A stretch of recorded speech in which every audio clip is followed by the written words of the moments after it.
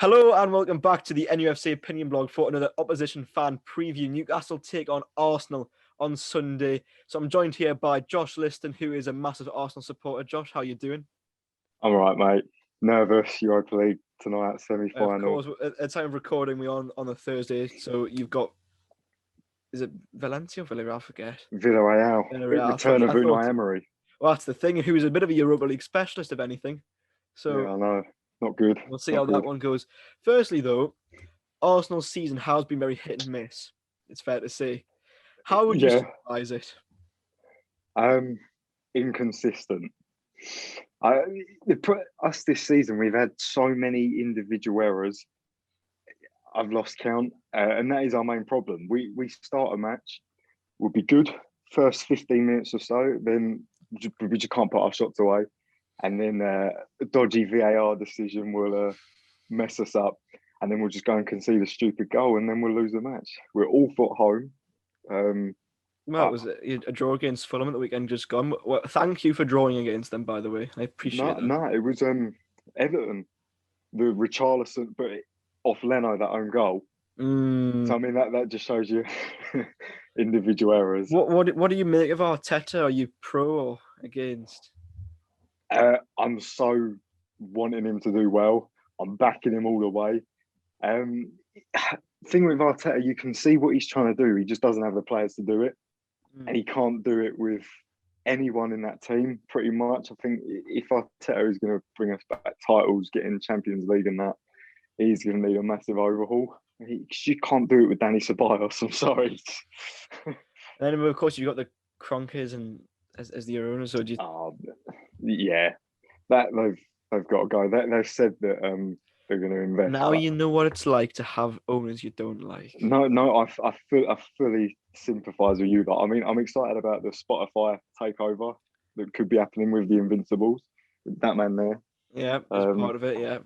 Yeah. So fingers crossed that goes through because Kroenke ownership is horrible to be in. So but you've got it worse with Mike Ashley. Yeah. You've always had it worse. Yeah. Obviously, we've mentioned that you've got a Europa League semi-final against Villarreal. Mm-hmm. Do you see that fixture having an impact on the way that Sunday's fixture against Newcastle will go? Well, yeah. If Arteta doesn't go all out tonight, then he's stupid. Because it's just come up on my phone, the team lineup. But this is our only chance of getting in the Champions League. We know we're going to be mid-table finished. There's literally no point in the league anymore, or us focusing on it. Might as well just go all out and try and win the Europa League. Yeah, no, I get what you mean by that. So you think if you go full out and all out tonight, you might be, tired, or might you rest a couple on Sunday against us? Well, yeah, I mean, like I said, I've still not seen the lineup, but as just flashed up, there's rumours that Aubameyang, Lacazette and Tierney are back for this fixture, which didn't think that was going to happen. But I think if they all get played, you will see like an Nketiah or a Balogun up top against Newcastle. Maybe Mo El-Neni will make an appearance against you. You love that man, don't you? I love Mo. Mo. What is it about Mohamed El-Neni that you just love? Genuinely, I don't know. I think when he signed, that was it. When we announced his signing, I was off sick from school that day. And I remember being in bed and just seeing this dreadlocked Egyptian, and I had no idea anything about him. But I just thought, you know what, Geezer looks cool. So I've backed him since. Screamer at Barcelona. Yeah, no, very true. Of course, we've had Joe Willock on loan at Newcastle for the second half of this season. He's done very well. So obviously, he has. Won't be able to play against his parent club at the weekend. But are you impressed with the form that he's shown for us so far? You know, getting 3 goals in the last 3 games and a fourth before that against Southampton as well. Yeah, he saved your season, I'd say. All the points he's racking up now, because he is the one winning you the points.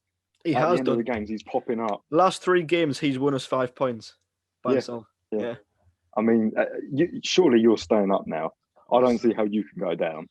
No, I think we're fine. Obviously, Fulham would have to win 3 of their last 5 games, which is very unlikely. And they got you, haven't they, last day of the season? As well.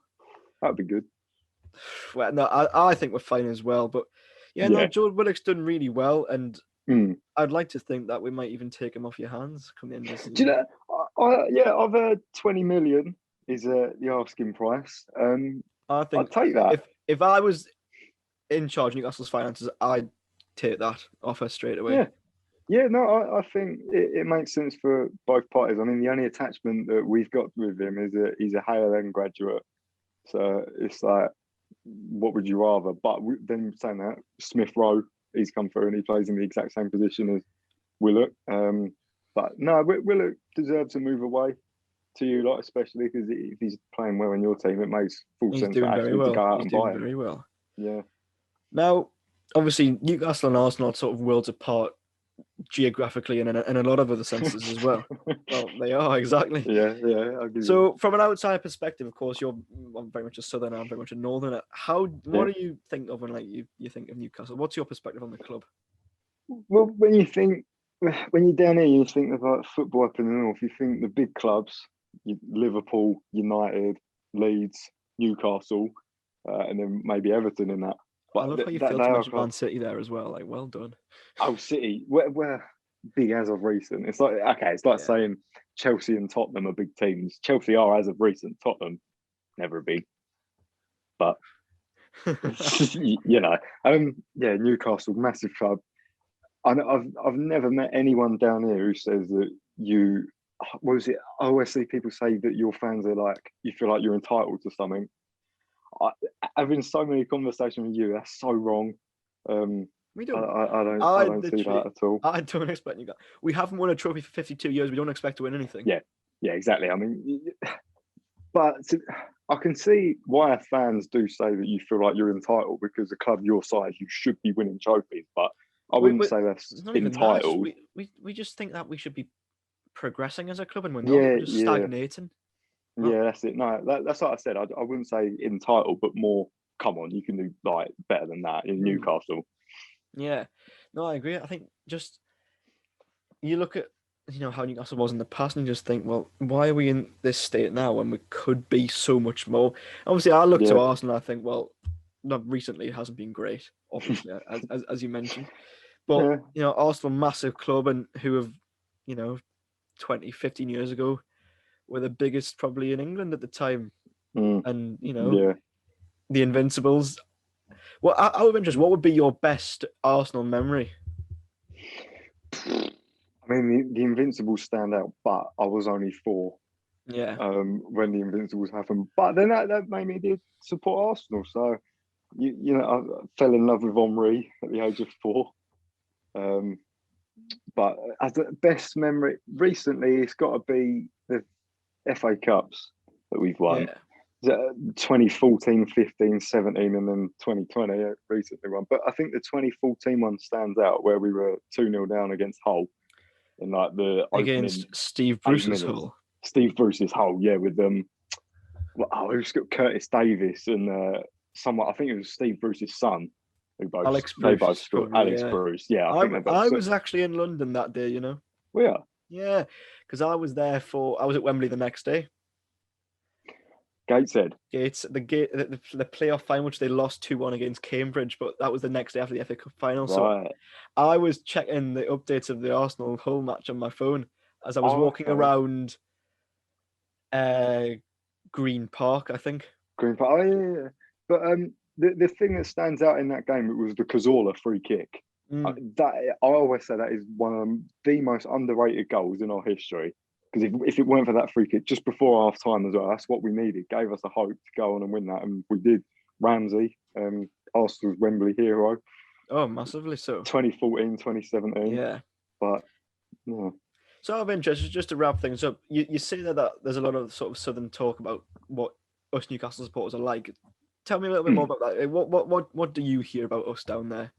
Out of interest. Well, no, you think Newcastle, you think like big club don't deserve to be where they are. You should be challenging for Europa League, really, considering early 2000s you were in the Champions League and that. Should be doing much, but everyone loves Newcastle down here. Genuinely, I don't know anyone who doesn't like them. But yeah, like I said, deserve a lot more.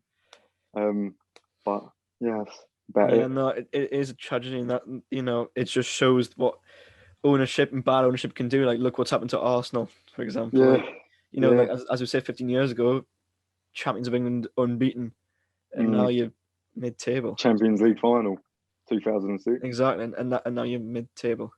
And Mid-table in the Europa League. Oh, that's not that bad. Europa League when you yeah, consider that. if I were you, I'd snap your hand for what you're having right now. Yeah. That's the thing with us. I feel like with these big clubs, like the fans can be ungrateful sometimes. Like, we'll look at us when we were consistently finishing top 4 under Wenger. We were like, no, we want more. Yeah.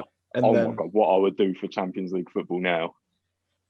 It's horrible, Europa. But for us, it is. For a team like Palace, Newcastle, West Ham, Europa League would be like, Jesus, this is great. But not for us. No, I mean, I understand what you mean by that. Anyway, that does sum things up. So before we finish off, do you have a prediction for Sunday's fixture? Ooh, I mean, you think Arsenal, Newcastle, St James's Park, you got that man's goal in Fluke. 2000. Fluke. The fluke. It's not a fluke. Or you've got the 4-4 Tiote. Oh, brilliant.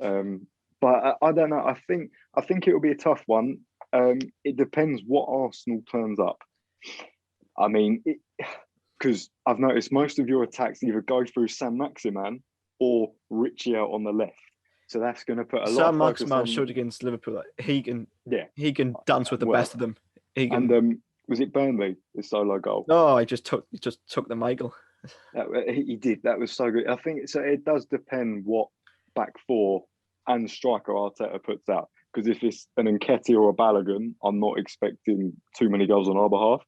But yeah, like I said, most of your attacks either go through the middle, Sam Maximan, or out on the left by Richie, pinging the balls. So it does depend what right back plays. If it's Bellerin, you stand a very good chance.